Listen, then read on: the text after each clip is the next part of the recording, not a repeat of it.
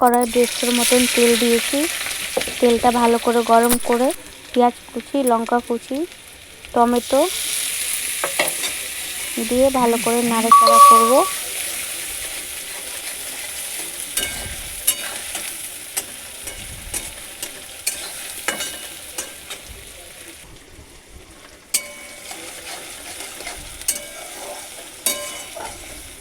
হালকা আঁচে বানাবো, পেঁয়াজটা যেন নিচে না লাগে। এবার লবণ দেব 1 চামচ, আর দেব না।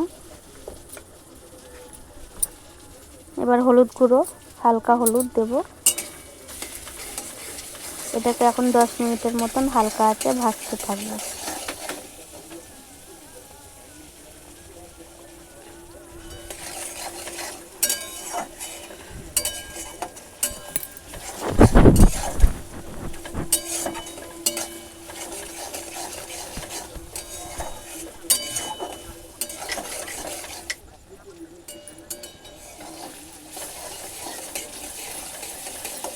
পাঁচ মিনিট পর পর নাড়তেই হবে, কারণ নিচে না লাগে। নিচে যদি ধরে নেয় তো কেমন একটা পুড়া পুড়া গন্ধ করবে। পেঁয়াজটা হালকা লাল লাল ভাজা হয়ে গেছে।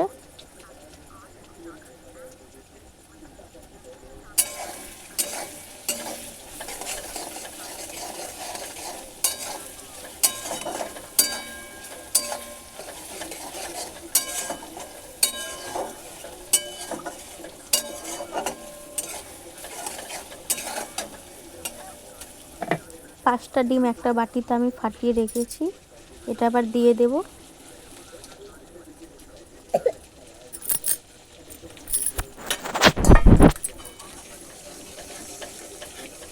আর হালকা আছে আস্তে আস্তে করে নাড়তে থাকবো।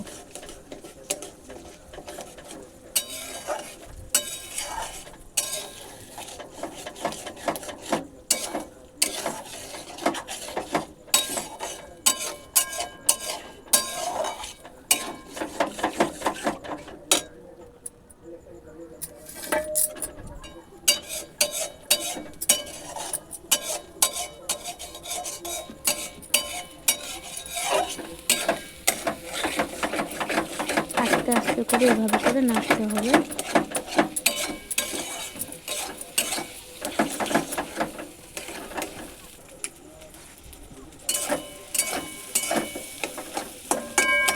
এটাকে আস্তে আস্তে করে ভেঙে দেব। আর হালকা আঁচেই আছে এটা, বেশি আঁচ জোরে দিলে ডিমটাও পুড়ে যাবে। এটা আমি ডিমের ভুজিয়া বানাচ্ছি, তোমরা এটাকে কি বলো আমরা জানি না, মালদাতে আমরা ভুজিয়া বলি ডিমের।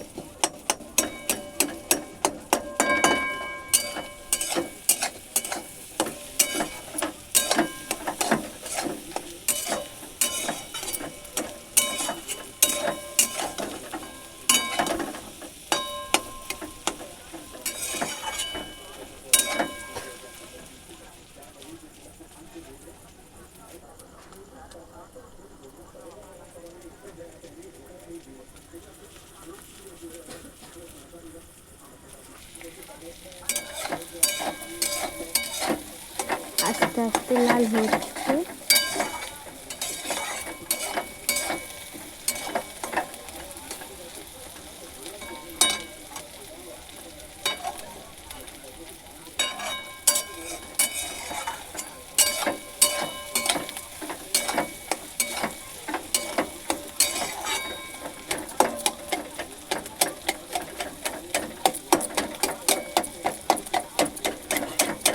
ভালো করে ভেঙে নেব।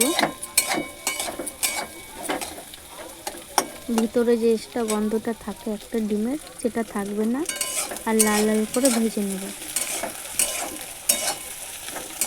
লাল হতে চলেছে, আমি আর একটু লাল করব, তোমরা চাইলে এভাবে নামিয়ে নিতে পারো।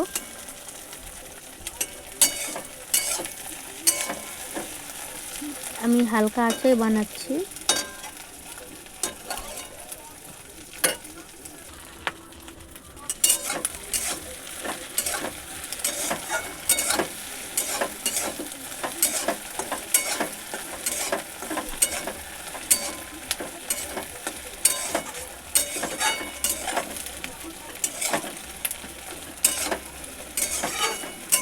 বলছি কি ঘর থেকে ফ্রাইড রাইসটা আর মাংসের বাটি আছে উপরে নিয়ে আসো তো, একটু ওকে গরম করে দিই।